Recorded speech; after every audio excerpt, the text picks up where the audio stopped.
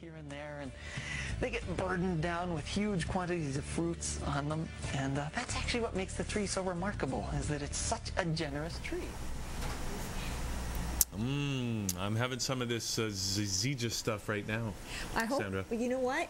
I hope it tastes better than it looks. It doesn't taste that bad.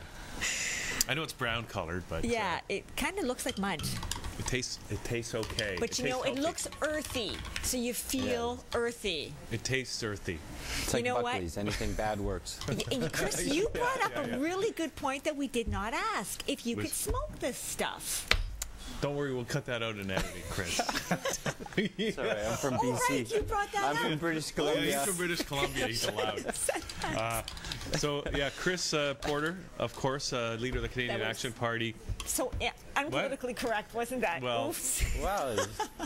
I'm a different, I'm a political activist. I'm a PD. You know, earlier you had an ND. I'm a PD, a political doctor, so it's all right. There you go. So it was okay to say that. There you go. See, it's all working out. Yeah. So, Chris, anyway, I know you're from BC, and you're leader of the Canadian Action Party, and you're here running in Jack Layton's old riding. Right. Right? And I attended one of your events earlier in the week, and I just, before, I want to ask you, because you sort of mentioned it, but how you got into politics is an interesting story, and if you can just start by telling us that story. Well, I was never political. My whole life I trained whales and dolphins all around the world, had a good life, was seeing the entire world, meeting new people, eating new foods and enjoying it in my life, and never got worried about being political. And then while I was in the Solomon Islands, I watched that country get taken over by the military of Australia for basically their resources. They came in under the suspicion of helping the population and quickly surrounded the gold mines and the tuna stocks, and Solomon Islands is one of the richest countries I've ever been, and watched the World Bank move in, watched the International Monetary Fund move in. I was very politically involved down there because of my business, and knew a lot of people in government, and it just didn't make sense. This rich nation full of resources was being dependent upon a foreign source to come in and try to help them and increase the advisors, etc. So when I got back to Canada, I was shocked to see the same thing happen here. We're sending all our resources out of this country without manufacturing them, with very minimum gain for here. There's no long-term vision for Canada anymore. We're now integrated with the United States at our borders, and we have such a globalist view that our local solutions are being suppressed, and that's not the Canada that I thought we have, and it's not the Canada I want for my children. Well, it's not the Canada that was, that's for sure. Exactly. Well, and the same thing seems to be happening all around the world. Yes. Exactly. Like everywhere. And you saw it, it's one thing to see it, I mean, you were, I don't know, fortunate enough to see it in a small country where you could see it happening before your eyes. It's been happening in Canada now for at least 20 or 30 years. Exactly. I think it was. It's more covert in Canada, though, right? It was more. Yeah, it was so evident in the South Pacific. It's only the capital is only a town of 20,000 people. Everyone knows everyone if you're well connected with the government, etc. So it was so evident that it was a takeover, and that's what's happening to our country. And the decisions being made up on Parliament aren't involving enough Canadians, and we're not having a decision. Do we want to have an integrated border with the States? I bet you half the population doesn't even know we have an integrated border with the States, and that's shameful. And that's a dilution of our sovereignty, and we have to regain it. We have to. Well, look what's happening in the U.S. too, with the trampling of the Constitution and individual rights being basically eroding, and yet we got this friendly, smiling face named Obama. But again, they're doing it so insidiously that it's almost like when you gain weight, you gain a little bit of time, you don't really notice it till it's too late, and you've gained 50 pounds. Now it's we're getting to the point where now it's not too late, but we've noticed so much. There's so much damage that's been done because they've done it very craftily. Yeah, it's you know, we trace it back to the early 70s. We moved away from our Bank of Canada, which is our national bank. We started getting more involved in global banking, financial institutions for our debt, and now Canadians pay $170 million of interest each and every day. So when you hear all this talk of what are we going to do for employment, what are we going to do for our seniors, what are we going to do for our homeless, well, there's $170 million of interest a day. That's a good start. So, and free trade agreements have proven themselves not to work for us, and it doesn't make any sense that we keep talking to them in marketing and saying we're a sustainable economy, et cetera, then let's be sustainable. Let's be self-sufficient. Let's look after ourselves first. And once we prove to the world that we can look after ourselves, we can be a model that the rest can follow. That makes sense. It makes a lot of sense. Actually. I mean, totally. But are you getting a lot of resistance for this? We're getting a lot of resistance from mainstream medias and from the political models. But, you know, I always say we're advocating to the 40% of the population that has given up and stopped voting. And all these robocall scandals and other scandals continues to deteriorate the participation of people in our democracy. And that's the greatest fault of our system right now, is we don't have enough people participating in it. So we have 60% of the population voting, and a percentage of that makes up a majority government. We don't really have the majority government voice, and that's why we advocate for electoral reform. We have to get more direct democracy. We have to have more town halls. We have to have more referendums. We have to have proportional representation so that the true voice of the Canadians is heard. I think a lot of people are really discouraged. I think a lot of people don't go because they think there's nothing I can do to make a difference. And then they hear about the robocall scandal and they go, why What's the point? Right. Yeah. You know, it's exciting because when people hear about the party and hear me talk and what we're talking about, they get excited again. They said, okay, that's what we need. You know, it's a matter of political will. The political will right now is to battle who's in charge of the piggy bank and who's in charge of our resources and who's in charge of making the big decisions. It's not a matter of the political will of what's best for Canadians. And that's what Canadian Action Party is about. So who is in charge? Who is in charge of the piggy bank? Who is in charge of the piggy bank is the World Bank organizations. The World Bank, okay. IMF, International Monetary Funds, all our central banks are being put on these organizations offshore. It's G8s, G20s, you know, it's Canada's bottom of the list. Canadian citizens and what's better for us is in the bottom of the list. Everybody sees it. Everybody understands it. Everybody knows it. Yeah, they all know it and they feel it, and they you know, the ones that are part of the benefits, of course, resist it, but the general population knows it. And it's about empowering people, get us back into our democracy, get us participating, get us sharing ideas, and opening up the floor to everybody's concerns. When an MP is put up in Parliament right now, they're acting on behalf of that small population that voted for them. They're not acting on behalf of the entire riding. And that's what has to change. Well, the other thing that gets me about our current electoral system, in theory, the member is supposed to represent all the people of that riding or that community, right? Right. But in practice, they really represent the party and what the party's policy on, which is often bought by lobbyists and big business. Exactly. Right? And so there is a big conflict of interest. We get the same thing saying, well, you're a party, so you're voting. And I say, well, we're a party to represent how many people feel like I feel. And that's what's happening. Are you like a party for the Occupy? Well, Occupy had a great message. It's corporate greed and banking irresponsibility. And I talked at Occupy, and my son actually talked to Occupy in front of 1,000 people. And the message of the party is there for everyone. We need Occupy, we need Wall Street, we need Bay Street, we need everyone putting their ideas into the equation. But at the end of the day, the answer has to be what's best for Canada. So that's what I was going to say. Only you need all those parties in there to come up with the solution. Only if everybody has the right agenda, the same agenda in mind. Exactly. Right? That's the thing. If everybody wants that one goal, which is what's best for Canada, that's where you're facing your difficulties. And that was the advantage of being in the South Pacific. I worked with real headhunters, real cannibals, and learned their system of village communication and political will was consensus. That means so headhunter here is not like a recruiter, right? No, right. Headhunter is literally. And the cannibals, Chris, are they really that bad? No, they're not. You know, it's a cultural way, and it's traditional, and it's based based on a lot of things, but at the end of the day, the village... They actually eat other people? Yeah, that's what cannibals are. Oh, I know. But it's done in a good spirit, Sandra. Well, it's done based on a lot of reasons, but it's part of what I'm talking about here is when these types of villages can sit down together and be genuinely sorry for any tribal disputes, and actually if they kill someone in their culture, the family that killed the individual actually come and compensate the individual, and they'll actually respect that a mistake was done. When was the last time Canada went to Libya and said sorry? When was the last time Canada went to Iraq and said sorry, we understand it was wrong, it was part of the equation? So they work through consensus, which means you must listen to the dissenters, because the dissenters might be the headhunter. Okay. But it does make sense. So if you tone it down to Canada, because we're a lot more polite and a lot more reserved, then why can't we listen to the dissenters at a town hall meeting? Why do we have to, hey, you're being rude? That person must have some good ideas.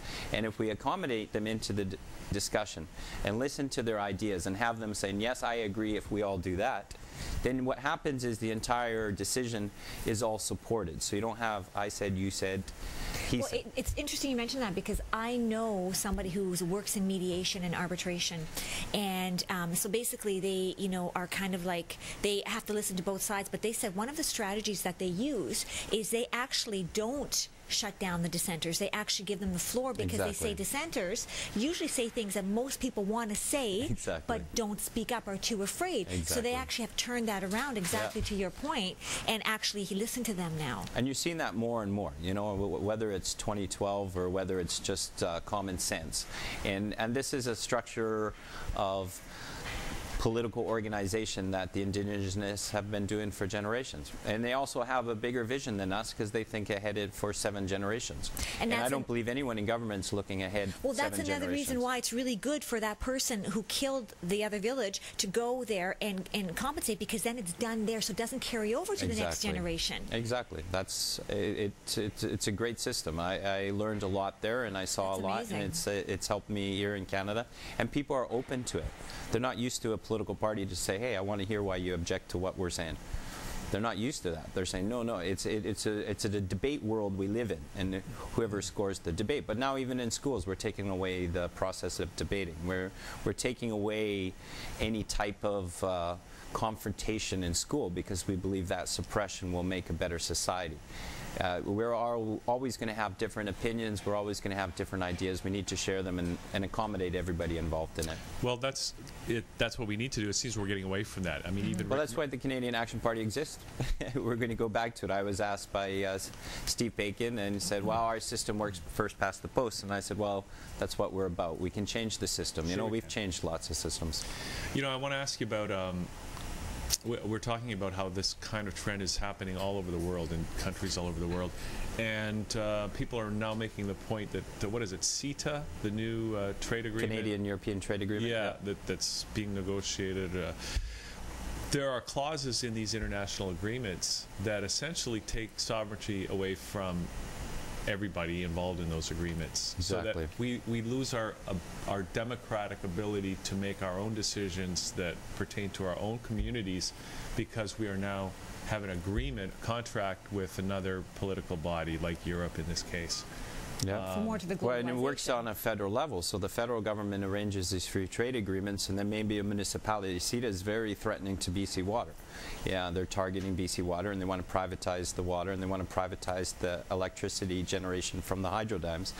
So if any community in a municipality says, no, we don't agree that we should dam up this river, then the free trade agreement clauses that you're mentioning come into play, and then the corporation has an opportunity to say, if you don't allow us to do that, we will sue you based on the future profits that we have estimated that this river will generate for us.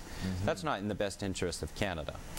And everybody understands that. And certainly not those communities. Exactly. So and why doesn't the community have a chance to tell Ottawa, hey, we don't want. Look at the Enbridge pipeline coming from Alberta to the west coast of British Columbia. It's the same thing. Many communities are upset at it. Many communities don't want to see the pipeline going through. and yet it's being pushed down from Ottawa. This isn't governance of the people.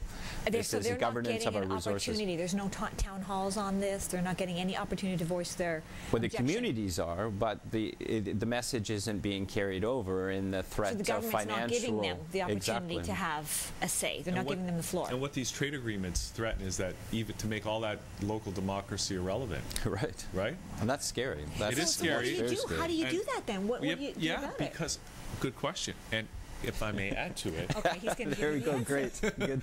Is that you know, it's like we can say we elected the Canadian Action Party to the government in Ottawa. We still have these international trade agreements, and if we back out of one, then we open ourselves up as a country to sanctions from other trade sanctions, other sanctions. Look what happened to Libya. Right. I mean, that's a worst case scenario.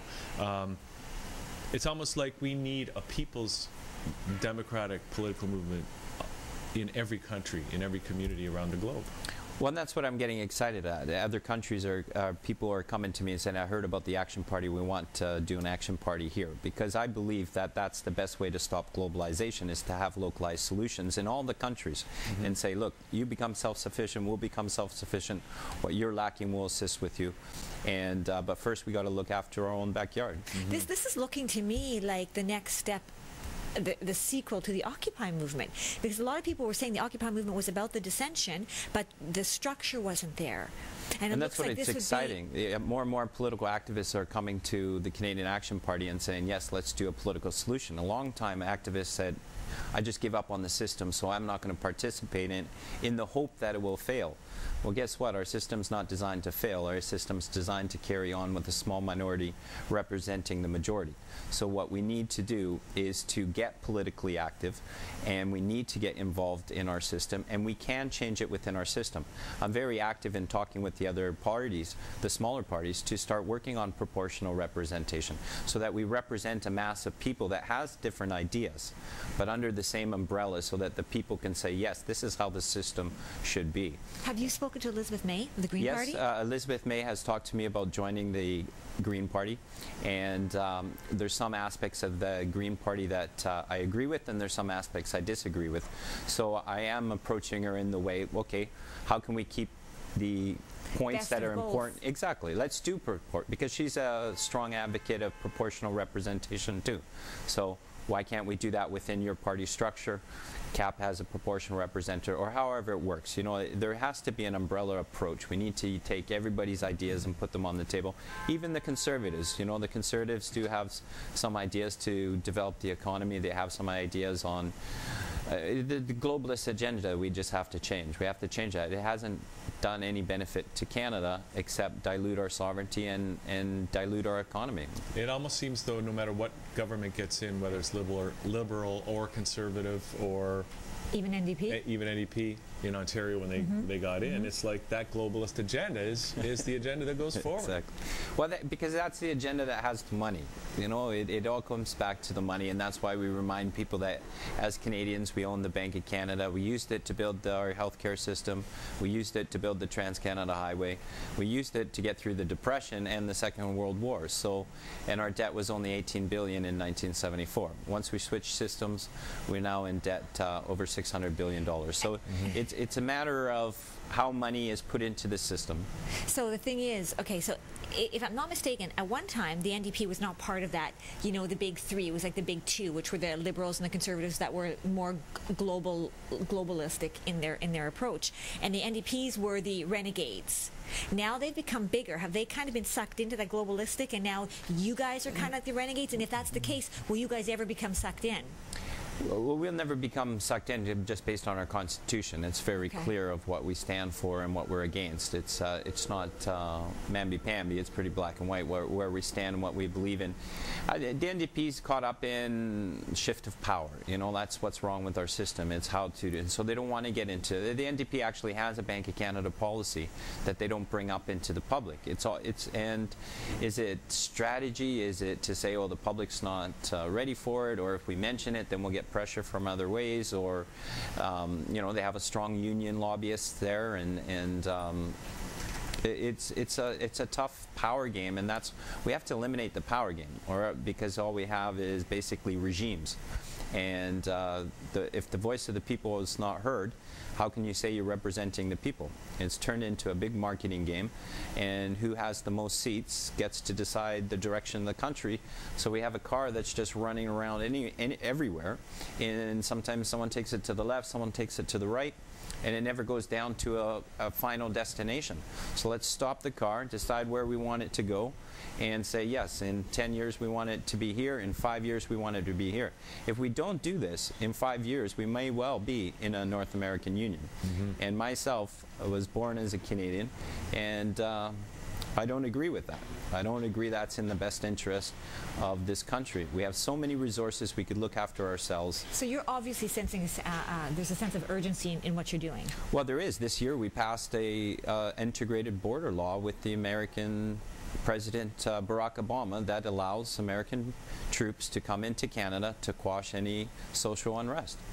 Now, why? How is that on the table? How many people know this out there? I mean, I know, you know. I'm shocked at how little. I took my daughter, who's 13 years old, took her to when she was 13, I took her to the university, and I think I got 1 out of 20 people that actually even knew that this was on the table. And this was last year when it was being proposed and it was up for public debate, but yet it was open for public debate, but then they called the election. So everybody was no, because the election was called.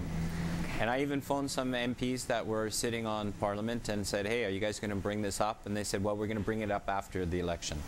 It's almost like, you know, people it used to be our institutions worked on behalf of the people, and now it's like the people are the problem, and the institutions are being run in such a way to, like, you know, eliminate the people, eliminate people as a problem, eliminate dissenting opinion.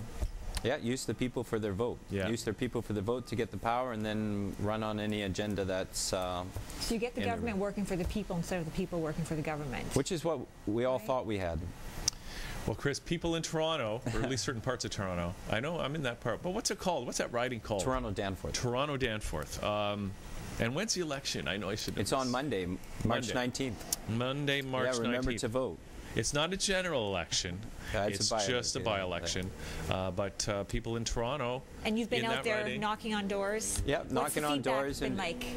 People are so fed up with the system. You know, that's our hardest battle, is they just say, oh, you're just a politician. I say, man, I'm as far away as one of those politicians as it comes. This isn't... I was never... political, but can see by not being involved, this is what we get. So we have to get involved. I can tell you that this guy's not a typical politician. You seem human. Well, that's good. I am. I'm a Canadian. You know, it's a Canadian, and that's it. And we all have to participate. Well, Monday, people in Toronto Danforth can participate and make a change. Chris Porter. And Chris, I mean, where can people get in touch with you? Maybe they want to help before Election Day? actionparty.ca, or if you want to drop by at our office, we're at 1432 Danforth until the election's over. 1432. And I hear you got free donuts there sometimes. Yeah, sometimes free donuts and coffee. Okay. Always coffee. Always. All right. Always coffee and a big seat to share your ideas. Thank you for taking the initiative to do thank this. You very much. It's wonderful to see. Absolutely. Actionparty.ca. Chris Porter. Okay. That's the one you should be voting for. Yes. Okay, we're going to take... Oh, actually, you know what? We got a video. This is somebody giving an endorsement for the Canadian Action Party. Yay. Oh, wow. It's, you don't even know that? It's 3 minutes and 55 Chris seconds doesn't even know long. This is how genuine he is. And yeah, just so we'll do this, and we're going to come back with Charles Beresford right after this and talk about avocados and other stuff. Awesome. We'll be right back. Avocados. Yeah. Hello, world of YouTube, and especially Canadians on YouTube. I just wanted to take a couple of minutes today and let you know about something I found that was quite interesting on the internet. It's called the Canada Action Party. It was started pretty recently by a guy named Paul Hellyer, who used to be the Minister of National Defense. His resume is just astounding. And he's getting kind of older. He's up into his late 70s, early 80s now. But he put together this party because he thought Canadians should have a serious alternative to when I used to work back in ecology and stuff. We used to call them the gray parties. That's back when I used to work for the Green Party.